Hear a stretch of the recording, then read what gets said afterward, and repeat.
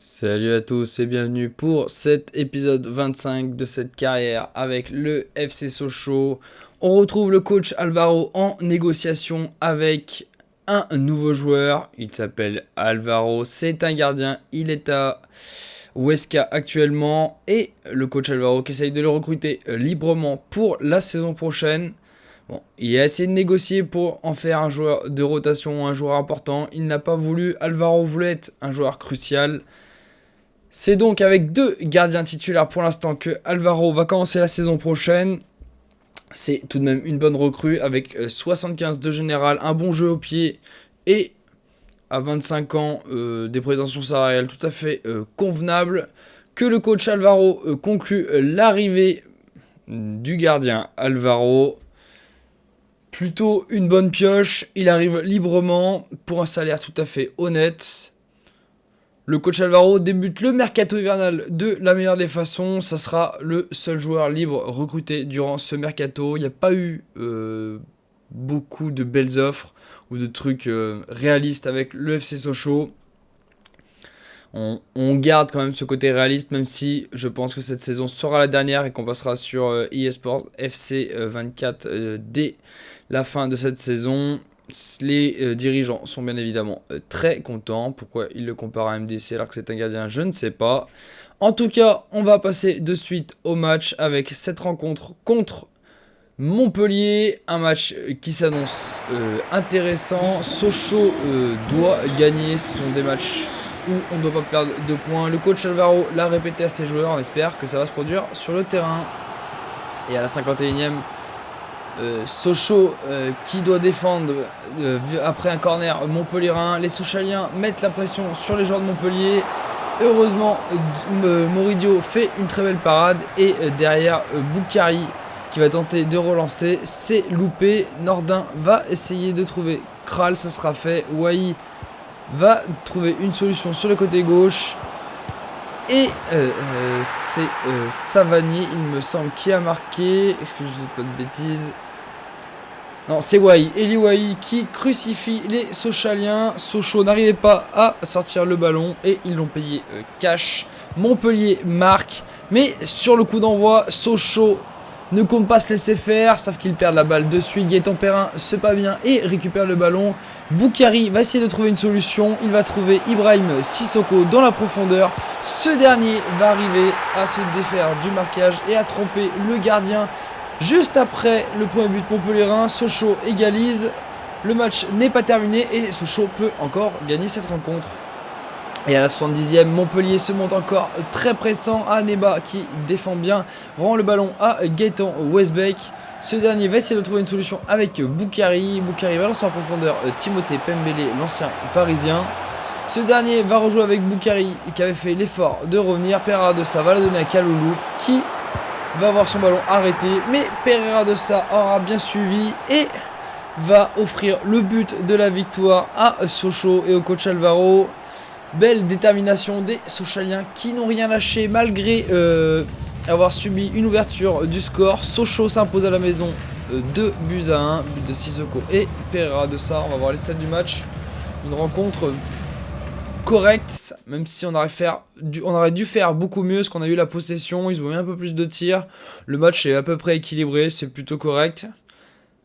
Mais on subit. Je trouve qu'on a beaucoup subi durant cette rencontre. Moridio a une note de 7. Rien d'étonnant. La défense a fait une très belle rencontre. Aneba et Amo ont été excellents. Même Elliott Mark a été plutôt bon. Au milieu de terrain, à part Pereira de Sa et Rassoul Ndiaye, c'est très limite. Gaëtan Perrin était bon.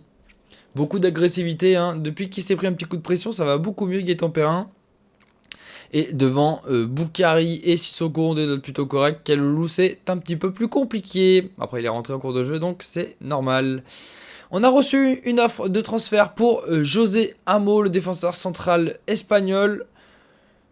Le coach Alvaro s'est dit pourquoi pas négocier, mais il ne sera pas bradé, surtout que c'est un club concurrent. Et José Amo qui fait une belle saison, franchement, qui a été recruté l'année dernière, il ne paye pas de mine.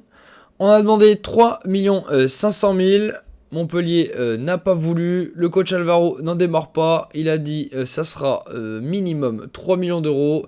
Si il n'accepte pas cette offre. Nous nous retirons des négociations. Et Montpellier qui n'a pas l'air de vouloir accepter l'offre de 3 millions pour José Amo. C'est donc la fin des négociations et c'est plutôt une bonne nouvelle finalement pour nous. Et donc on va se retrouver pour le match suivant du côté du stade Marcel Coty à Ajaccio. Sochaux là doit aussi gagner et montrer les dents, les crocs. C'est un match super important. Sochaux doit continuer à marquer des points s'il veut continuer à espérer à finir haut classé dans cette belle première saison en Ligue 1. Sissoko va montrer la voie à ses coéquipiers en inscrivant un but à la 35e minute. Sochaux est plutôt bien dans cette rencontre.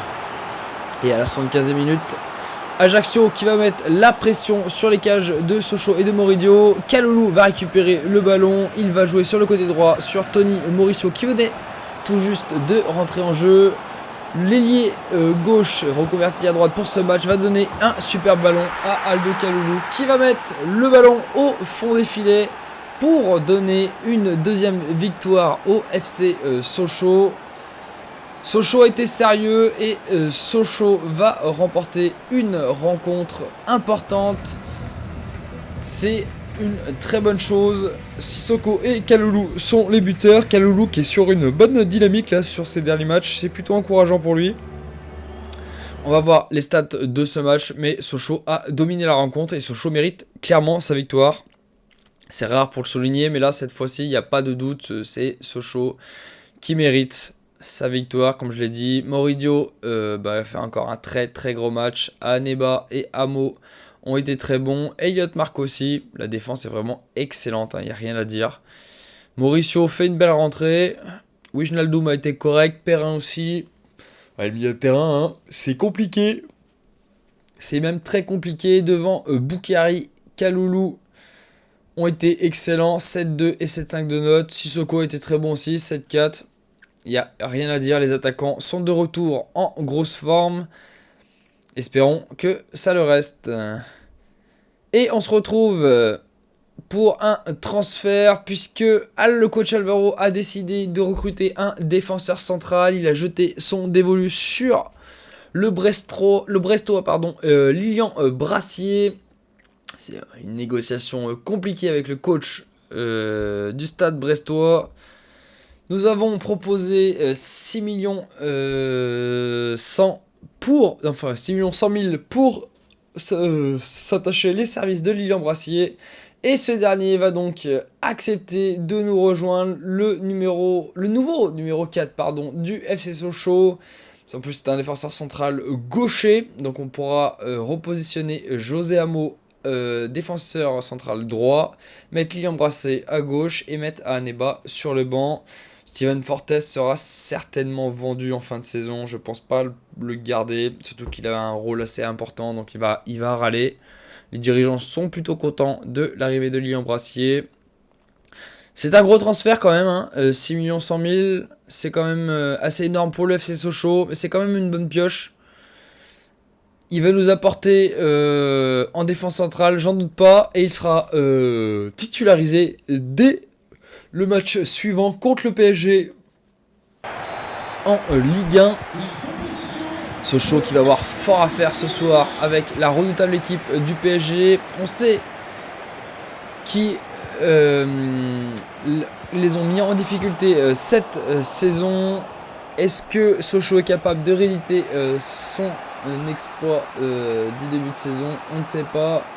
En tout cas, à la 64e, José Amo, qui fait une belle défense, va se faire sanctionner d'un carton jaune et d'un coup franc concédé pour le Paris Saint-Germain. C'est très limite. Je pensais pas qu'il y avait faute sur cette action. Et Kylian Mbappé qui va transformer le coup franc à la 64e minute. Très beau but, très beau coup franc bien tiré. Même si je pense qu'il n'y a pas faute sur cette action. L'arbitre en a jugé autrement, c'est pas grave. On va se remettre dans le match. Sauf que Paris va attaquer à 200 à l'heure dès le coup d'envoi. Et Kylian Mbappé va mettre une sublime frappe croisée. Moridio ne pourra rien faire. Et Paris, en l'espace de 5 minutes, a mis 2 buts au FC Sochaux. Autant dire que Sochaux ne reviendra pas. Sochaux s'incline donc 2-0 sur ce doublé de Kylian Mbappé. C'est vraiment dommage parce qu'on faisait un très gros match défensif contre le Paris Saint-Germain. Bon, sur le papier, au niveau des notes, ils méritent leur victoire. Hein, ils ont été plus efficaces que nous. Mais on faisait un gros boulot défensif. Ça fait un peu rager de se dire que on perd sur une petite action bête pour une faute qui est certainement pas une vraie faute.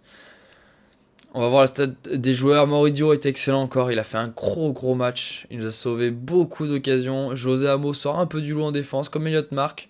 Elliott Mark qui fait des gros matchs en ce moment. Hein. Il est sur une autre planète, Elliott Mark. Ça fait plaisir. Derrière, Wijnaldum et Westbeck ont un peu sorti la tête de l'eau. Pour le reste, c'est très compliqué. Les attaquants n'ont pas eu beaucoup de ballons.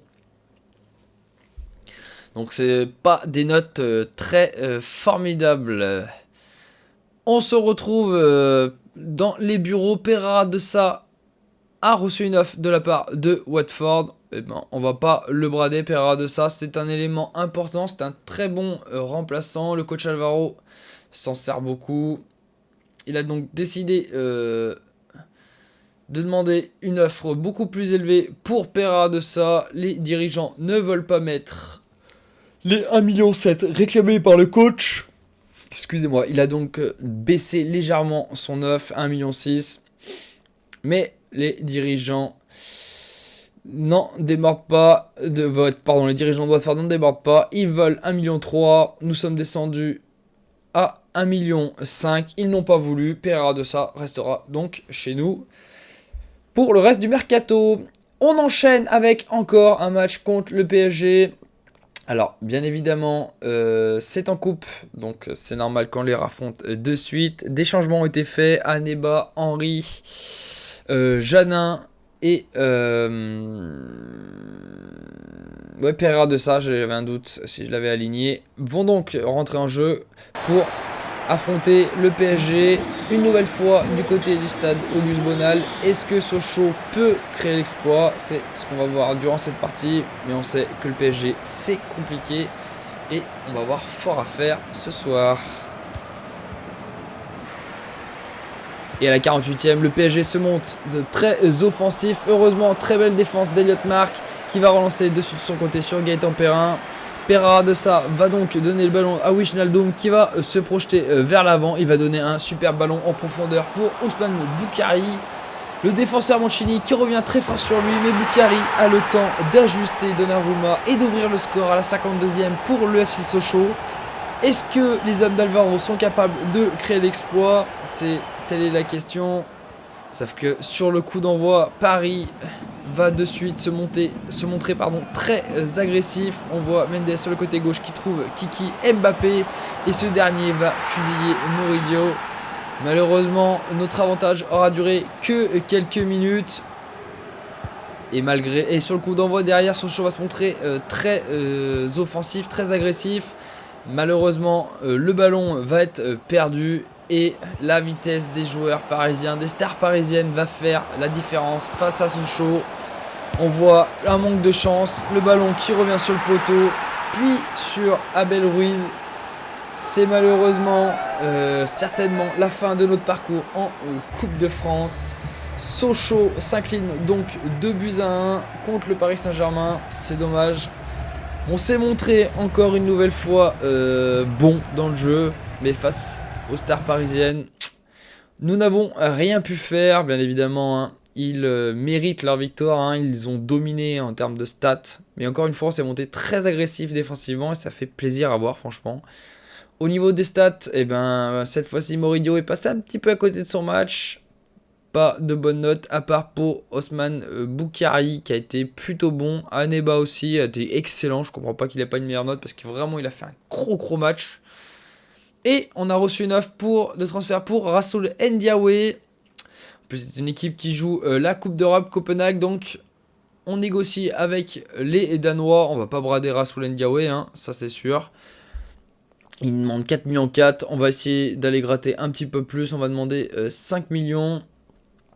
Et l'offre va être acceptée. C'est là qu'on se dit qu'on aurait peut-être pu demander plus. C'est peut-être une erreur du coach Alvaro.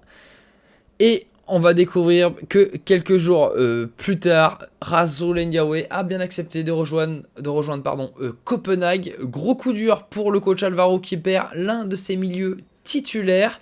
Il va donc falloir trouver un remplaçant à Rasoul Ndiaye. Et ça va être très compliqué. On reçoit quand même une belle somme d'argent. On est à 6 heures de la fin du mercato. Ça commence à être très compliqué. Le coach qui va tenter une première approche pour Branco van den Boomen, pardon. Mais malheureusement, les dirigeants toulousains étaient beaucoup trop gourmands. On a tenté un peu une offre de la dernière chance. Malheureusement, ils ont demandé beaucoup trop. Nous n'avons pas l'argent pour prendre Branco. Nous avons donc décidé de nous orienter vers Vincent Marchetti d'Ajaccio. Un milieu défensif qui peut jouer milieu centre, qui a des bonnes stats de vitesse, d'endurance et d'accélération. Ce qu'on voulait pour le poste de milieu centre. On va donc négocier avec les dirigeants sochaliens. On a enlevé la clause de revente. On a proposé 3,6 millions.